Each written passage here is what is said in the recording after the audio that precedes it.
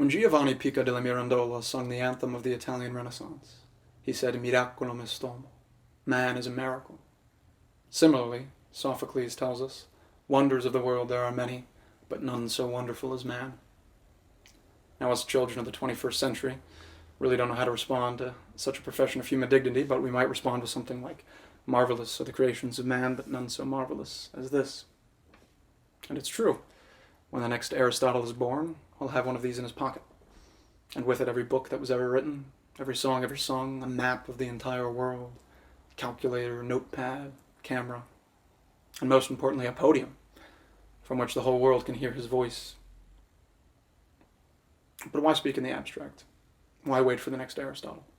We're men ourselves, endowed with reason, creativity, in possession of this great instrument, living in a time of splendor, more wealth, resources, and free time than ever before in human history. And yet, this feels like more of a burden than it does a liberation, more an instrument of pleasure than an instrument of passion and purpose, more a drug than a tool. I mean, what was the word of the year in 2024? Brain rot? Seems like we have an increasingly negative vocabulary to speak of our digital devices and our digital life. And unfortunately, I can't help but agree. I mean, who among us wakes up and says to themselves in the morning, "I'm going to spend 8 hours on my phone today"? Nobody. It's preposterous. What self-respecting adult would give themselves a second full-time job that's completely unpaid and consists of nothing but sitting on their ass and staring at a brick, having their attention fragmented into 1,000 different directions, 15-second videos and the like? Well, unfortunately, the answer to that question is half of America. Half of America spends that time on their phone every day, and the rest of us are probably not much better. I fear that if Aristotle was born into this world, he'd be too busy on Instagram Reels to write his Nicomachean Ethics or to tutor Alexander. Now, the problems of our world are complex, but it's clear that we lack dignity and focus.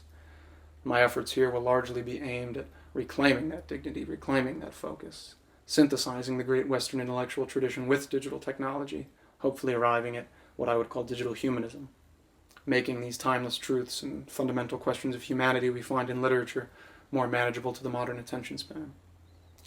As to the best method of doing this, I have no clue, but I will begin with video essays similar to this one and a series on technology and its effects, often corrosive, on human culture.